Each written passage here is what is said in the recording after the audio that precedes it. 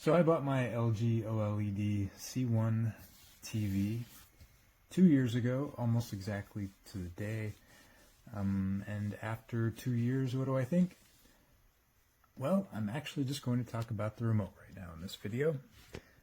Being LG's magic remote, it is kind of a product and piece of technology in and of itself.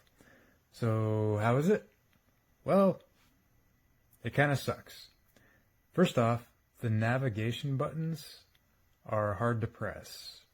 I don't really even have to turn the TV on to demonstrate this, since you can see the power button lights up when I press a button. But for up and right on the navigation buttons, it's fine. Just a slight tap and it registers, as you can see and hear. See, those work fine. I'm just barely pressing. But left and down, you can hear the tap, but it's not registering. You have to press significantly harder.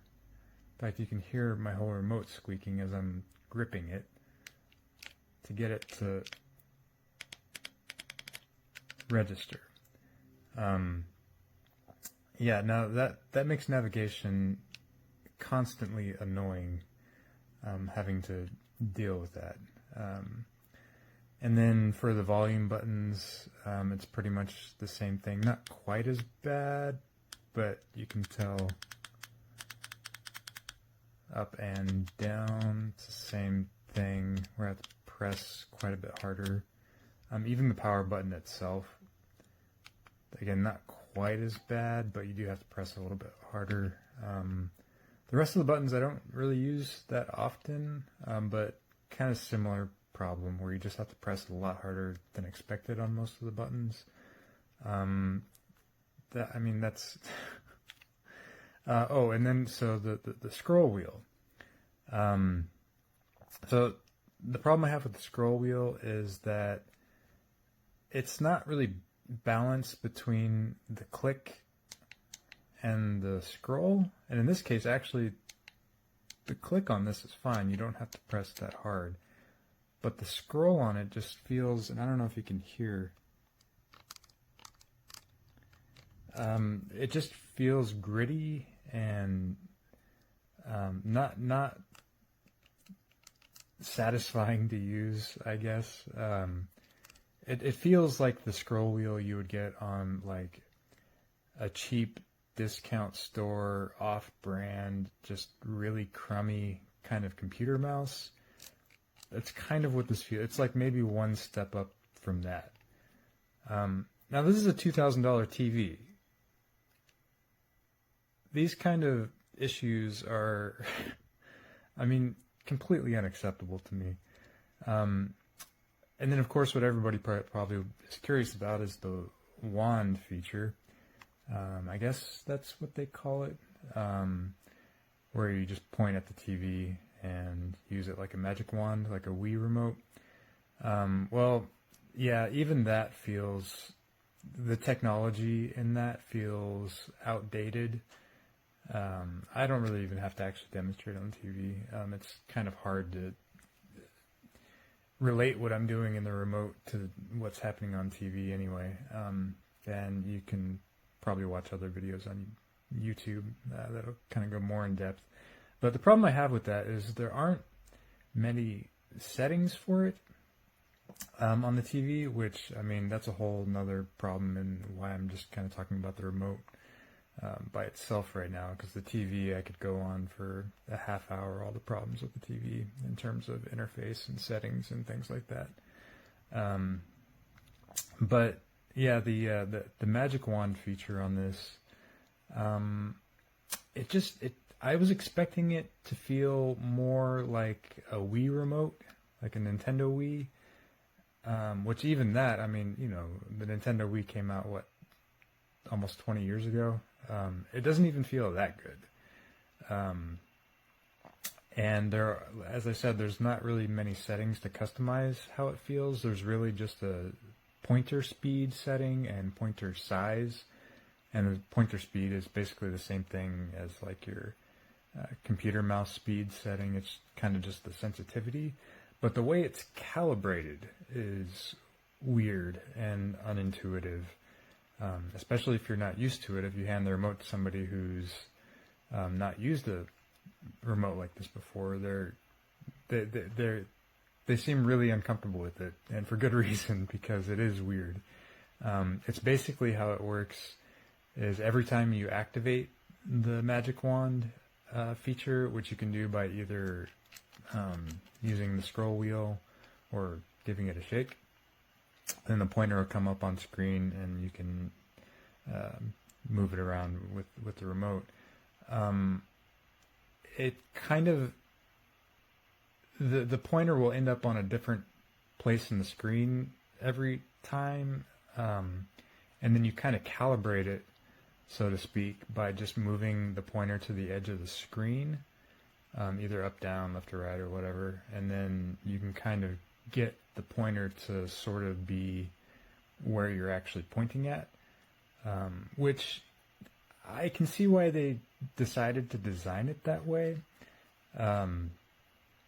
It kind of gives you the option of being able to calibrate it on the fly, essentially, so you can kind of hold the remote in any position, whether you're like laying down on your side or sitting up staring straight at the TV. You might be holding your remote in a different way, or not really necessarily want it pointed directly at the TV for whatever reason.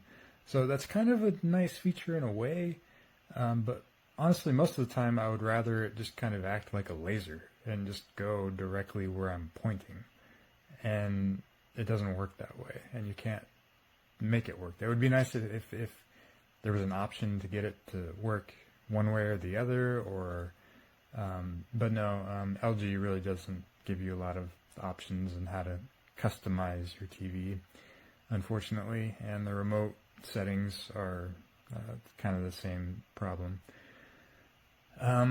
So aside from those features, which don't work very well, again, this is a $2,000, or at the time when I bought this TV, $2,000 TV 2 years ago. I think it's still up there in price, between $1,500 and $2,000.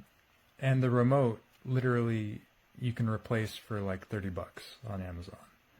And it really feels like just a cheap, crappy remote.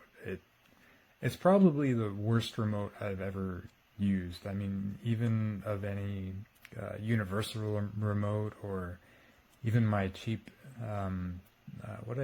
my last TV was a Vizio. It was like $400. The remote on that TV felt better than this. The only saving grace that this really has is the wand remote feature, and even that doesn't work well. So yeah, after 2 years, that's what I think of it. Oh, and then not to mention the fact that it's missing a lot of features you would kind of expect in devices today, such as backlighting, and the fact that it is not rechargeable. You do have to use 2 AA batteries, not even AAA batteries. I'm probably not going to be able to get that back on with one hand. Can we do it? No. So, yeah, I think these are the same batteries that I had in here that it came with. So they've lasted a long time. But still, I don't think there's any excuse to not have this be either rechargeable or solar powered, or light powered, I guess. And having a backlight would be really nice. But no, this feels like something straight out of 2010, maybe even earlier.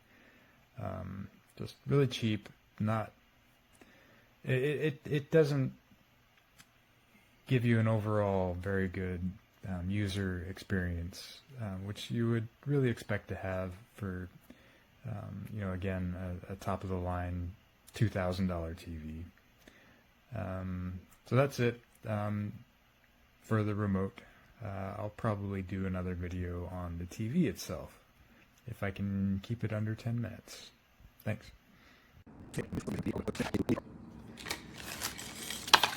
And also, I bought a high definition HDMI connector, 4K, 2K, just in case I didn't have enough connection on the back of the TV. But it comes with 4 connections, HDI connections. Let me move this paper out the way. Okay, stop.